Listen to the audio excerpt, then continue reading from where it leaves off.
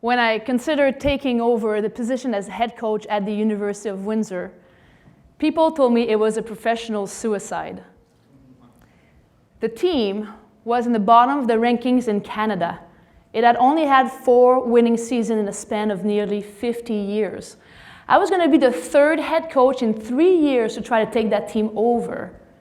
And the media had portrayed Windsor as the doormat of women's basketball in this country. Even worse than this, anybody trying to get the team would have to recruit students. At that time, the University of Windsor's academic reputation was so-so. It would be very hard to attract students here. It is also during that time that the city of Windsor was going to go towards the most crippling financial crisis of history. The automotive industry almost went under. The unemployment rate in the city raised up to 12.7%. People were losing their jobs. There were foreclosure signs everywhere. Windsor was becoming a ghost town without hope. But I needed a job, so I applied in many different positions across the country and interviewed to become the head coach of a few universities.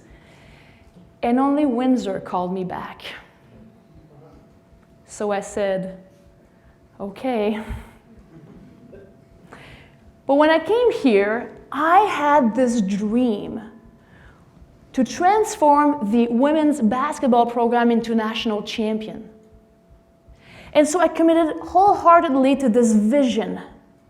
And I built up a 5-year plan of how we were going to transform this team into national champion.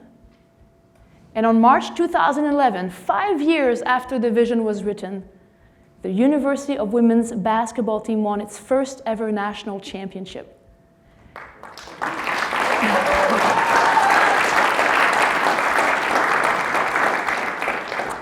And the team went on to win 5 in a row. Now, the first national championship has a memory that I hold very dear in my heart because I was on the floor celebrating and my athletic director ran towards me. He was ecstatic and he congratulated me, but I was very thankful for him because he had taken a chance in hiring me. I mean, I was completely inexperienced. I had never coached a university team before, and I barely spoke English properly. But he believed in me, and so I wanted to take that chance on the floor to thank him. And while I'm doing this, he goes, "Oh, Chantal, there's something I never really told you, and maybe I shouldn't really say that, but, well, nobody else had applied."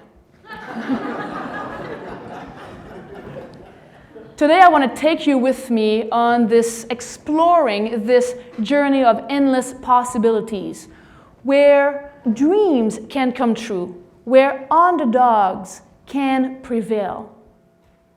And in keeping with that underdog theme, I want to start with a dog story. When I was at McGill University, I was doing research on successful enterprise and coaches. And I had a friend who was in love with huskies.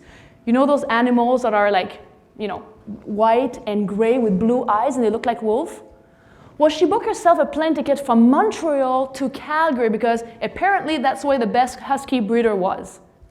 And when she landed in Calgary, she went on the farm and she was greeted by 6 beautiful husky of pure little husky material. She was in husky heaven. And as she was trying to decide which one she was going to take, she heard a noise coming from the corner. As she turned around, she saw this black and beige creature with fluffy ears and brown eyes hobbling towards her. And quickly the breeder scared it away. So she said, "Was that one of the pups?" And he was kind of embarrassed. "Oh, I don't know how it came out this way, don't worry." And he redirected her sight onto the pure huskies. She realized that husky puppy, because of a different color, had been left on the side purposely, seemingly a defect in the breeder's eyes. And she said, "I want that one." Well, she came back to Montreal, and we were very excited to see that So talked about wolf with blue eyes and gray fur and white fur. And so when it came out of the baggage claim on its box, and we looked at it, we said, what happened? Why did you buy a German Shepherd? Well, she was offended. Don't say this. She isn't a German Shepherd. It's a Husky, just a little bit different. But it's a real Husky. She just doesn't know it yet. It became very apparent to us that the Husky had been a little disregarded. I mean, it was scared of everything. It wouldn't eat in front of us. It would hide under a table. We couldn't really pet it without it crouching. It was afraid of squirrels. It didn't look or act anything like a Husky. But my friend had a plan, and she said, we are going to transform this into the most confident Husky you have ever seen, with time and word of affirmation. As good friends, we bought into the vision, of course, and we went on with talking this dog into being more confident. We spent 2 years relentlessly doing this. 2 years is a lot of time in dog years. Well, after 2 years of working so hard, guess what happened? Nothing. The dog did not change. My friend graduated university and then found a job in. The dog was going to be abandoned. And so Meeka became my dog. I couldn't let her go. And I continued to walk her every day. And I continued with the vision to transform her. And soon changes started to happen in her. Not just in her personality, but in her animal instinct. She started to chase and bark and like squirrels. In front of my eyes, the vision was coming true. Here I was doing research and reading scholarly articles on coaching success and how people take pitiful organizations and transform them into the best. But it is Meeka that gave me the real and best life lessons in a real image. Though left on the side, abandoned and different, with time and a vision, anyone can move from underdog to a top dog.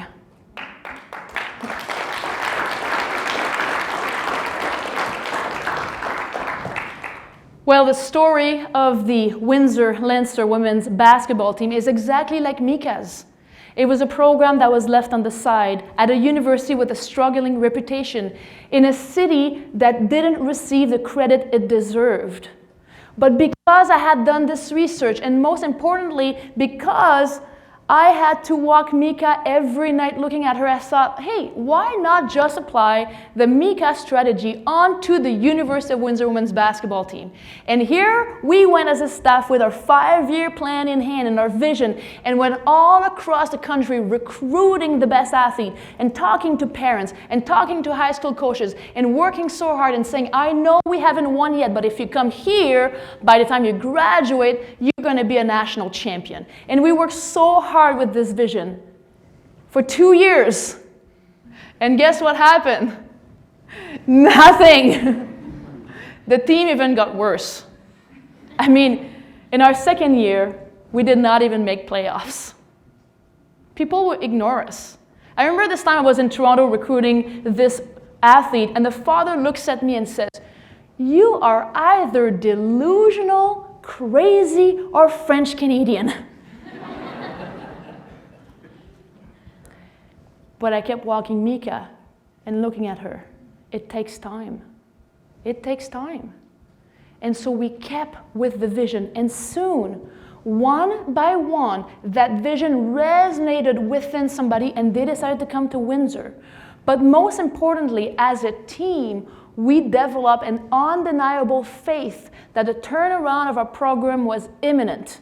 And even more than this, as we looked around into our city and we saw the desolation and some of the despair that was within our community, we thought, hey, wait a minute.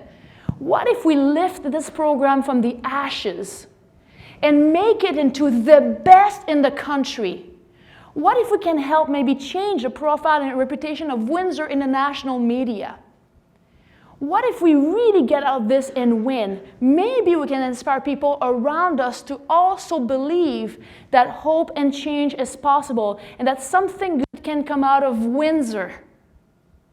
And so we went into high school and did assemblies, and we hung out with people in retirement homes, and we distributed canned goods to the less fortunate, and we went and we invited families to come into our games, and we shared our vision and a plan to inspire a vision of hope in them.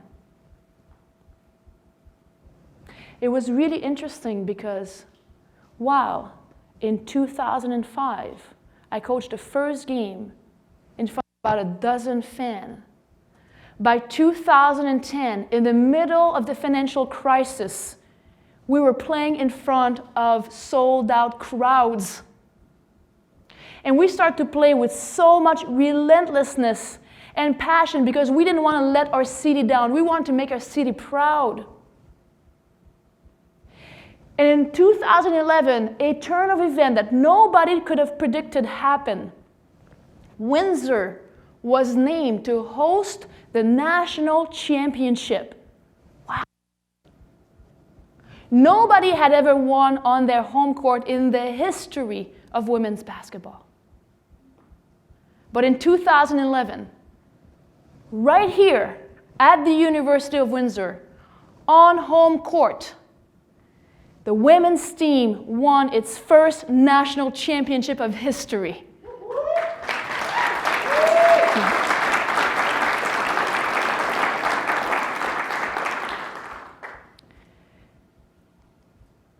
A once hopeless city, now completely overjoyed, with fans rushing and joining us, crying because they had bought in and believed into this vision of transformation. Equally rewarding was what we could then see in the media, on the national media, and how we helped change the reputation of Windsor. And how about here at home? What a greater honor than for a team of 12 women to be handed the key to their city.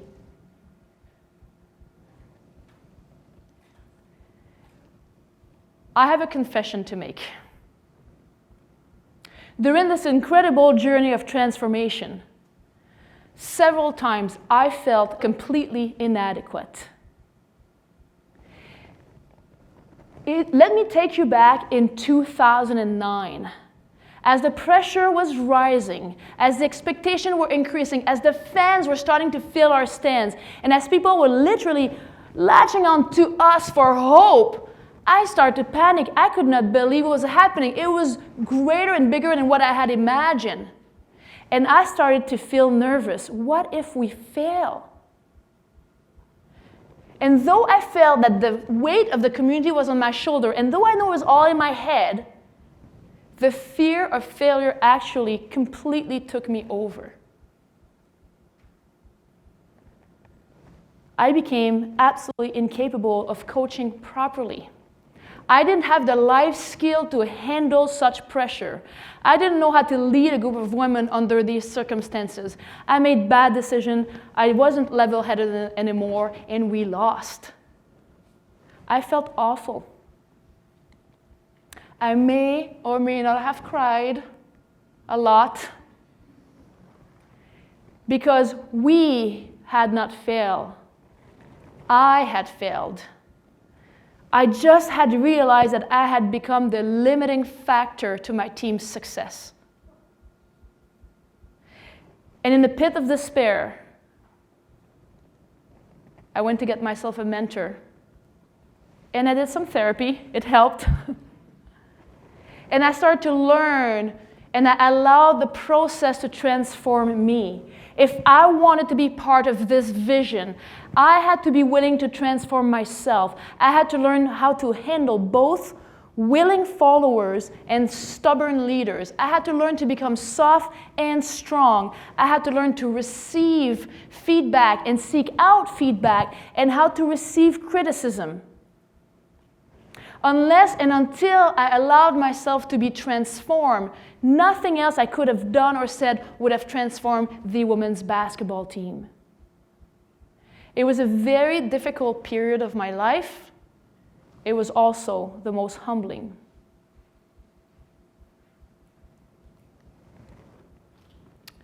I don't know where you are in your life, but I have learned that starting at the bottom, both professionally and personally, is the best place to start a journey towards greatness. This is where impossible dreams can come true. This is where the world of endless possibility starts. This is where underdogs can prevail.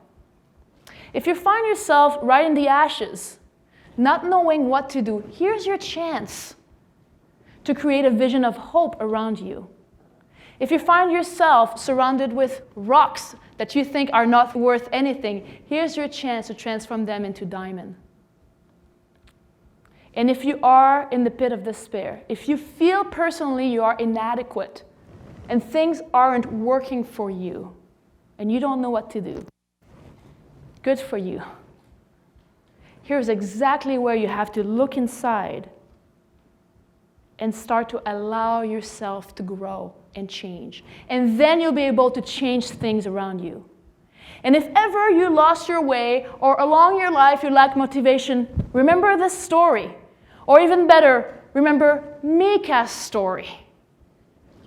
From humble beginning, black and beige, different, left on the side, to having her picture projected right here, like she's on top of the world. And don't tell me she looks like a German shepherd. Thank you.